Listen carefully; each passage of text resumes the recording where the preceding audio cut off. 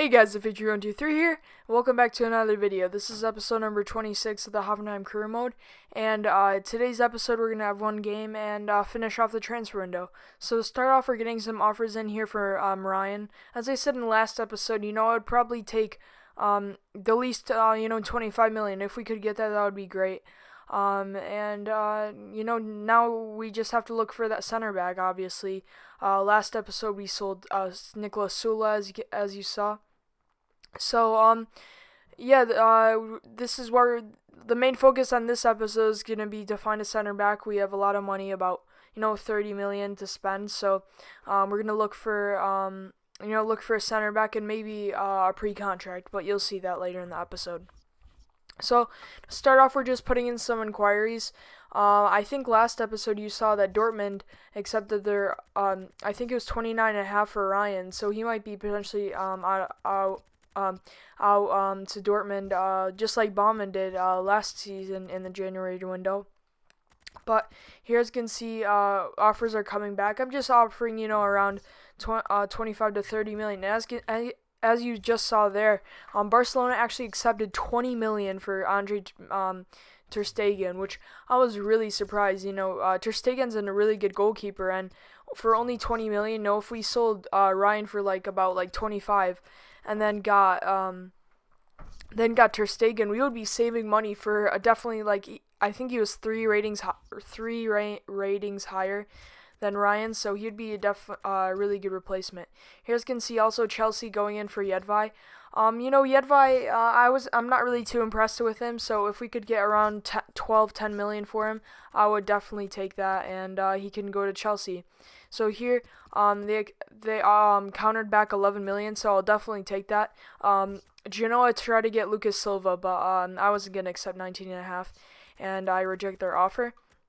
So, start off, Jedvaj it looks like he's going to be on his way out. And, with that money with Jedvaj, I think I'm just going to add it to the budget, to get a better center back.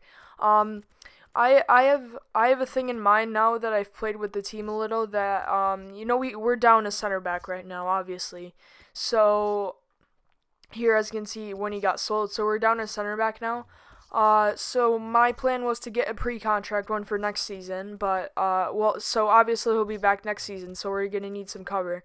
So, Madiello is 6 feet tall, so I just saw, I tried him out, I think, here in the, Leverkusen game at center back, and, we'll see how he plays. So, he's 6 foot tall, and I haven't been really using, Tolhan this year, as well as, Almani Toure on the right, so they would probably get used more, and if we changed Madiello's role to center back. So, but first here I was offering some center backs to see on loan, just to see if they would accept, and we're approaching the game here against Dortmund, against Leverkusen. So going to this game here, I had pretty high hopes. Last episode we struggled a little without Sula against Dortmund.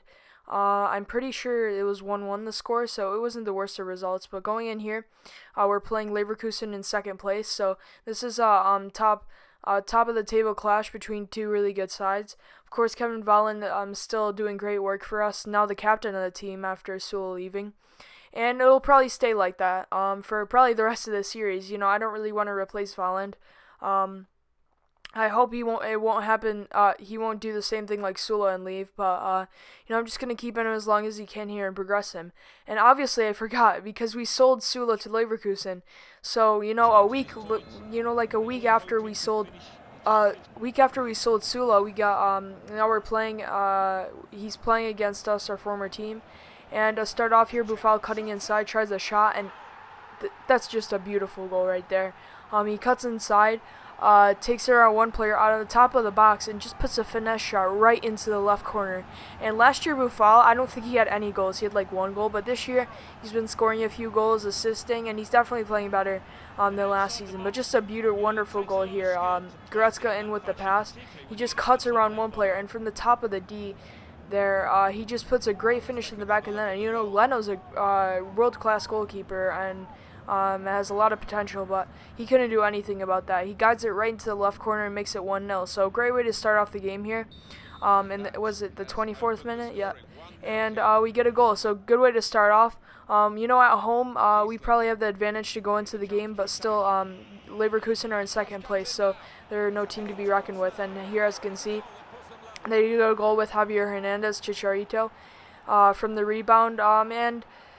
To start off the game, there weren't any other chances other than the goals. We scored a goal from each team, but other than that, there weren't any other really close chances. But a nice goal by them here, and as you can see, Sula celebrating with his new teammates. Here, the cross came in. I don't know who headed it first. It might have been Kiesling, but I know it was Kramer. Sorry. But the rebound came to Javier Hernandez. No one marking him, and he gets the goal. So, to start off the game, it was pretty level from both teams. Both teams were playing well on defense, and that's how the first half ended. So 1-1 at the half. As you can see by the stats here, each team had another shot, but it wasn't anything. As I said, there weren't any really close chances other than the 2 goals, obviously, and going to the second half, it's anyone's game here. So now, Kiesling gets the ball here on the break from the right. He tried the shot, but it goes just wide. And a really good chance for Leverkusen to pull ahead right at the beginning of the second half. Here now, Volland on the ball. He plays it through to Buffal. Buffal takes it around and plays it on the left wing to Werner in the 80th minute. Not really a lot of chances here in this game like the first half. The shot comes in from Kovalenko, but Leno makes a pretty good save. And here now in the 93rd minute, Buffal here on the ball, trying to carve out a last-minute chance, but that's how the game ends. So, other than the 2 goals, pretty uneventful game. There weren't any other chances other than those 2 goals, really. Just a chance apiece in the second half. So, not really a lot of chances, but we got a point from it. So, not the worst of results here. And now we go into deadline day. So, as you just saw, I wanted Rudiger as my pre-contract for next season, so I offered a deal to him, and we'll see what he says. And I also offered Kostas Manolas $30 million. He's a really good center back. He has every aspect you need. Physicality. He's one of the fastest center backs you could get really in FIFA, and he has great defending stats, so he would be a great signing. But I really wanted Aymeric Laporte. Obviously linked to with my team City over the summer, and he's really a really good talent. Also offering Varane, these high-class center backs, because I really want to progress this team now, and there's no sense in going backwards by getting not even though this you could call the center backs overused, I say in quotations, but you can't. You have to make your team better somehow, and with world-class signings like these, it'll definitely help. So, I think all of the teams rejected their offers except Lazio for De Vrij, and we offered improved deals, and we'll see what the teams say. And also offered Rudiger an extended contract, and as you can see on the right, as you just saw, some high-profile deals going through there. I think was it. Sorry, I forgot now, but we'll see in a second. But actually, Roma accepted $31.5 million for, Lukaku to Spurs, Thiago to Atletico Madrid. But going back to the deal, in 1 hour, Kostas Manolas accepts his deal, $31 million. I never knew this was going to come. I know I said he's such a great player. He's got some great physicality, but for $31.5, I think that's a steal. He's, 3 ratings higher than Sula, or 2 ratings higher. He might be a little older, but he's still 25 years old. A great pickup from us, and he's just a all-around beast. I hope he's going to be a great player for us in the future. $31.5 million. That's a little steep, but because probably of the Jedvaj sale, we could pull that through. So here now more offers from Ryan. I just offered the same things, and we'll see what they say. But now I'm less adamant to sell him, as we're running out of time here in the transfer window. So here, as you can see, also a loan offer came in from Torre. But as I said before, Mariel is going to probably move over to center back for the time being. So I decided to reject Torre's deals because we need some backup just in case someone goes down. And here, as you can see, we make the final signing of the window, I think, as Rudiger comes in. I think it was on $75 grand a week. So he'll be a really good signing. He's someone like Manolis, really good physical stats. He's not as good as a defender, obviously, as Manolis, but he'll still be a great backup signing. Really good signing on pre-contract, and he'll come in next season in the beginning of the summer. So more offers here for Ryan, but we only had about 2 hours left, so most of them didn't go through. And that ends off the transfer window. So I'm just gonna go through here what the different teams did. You can stop.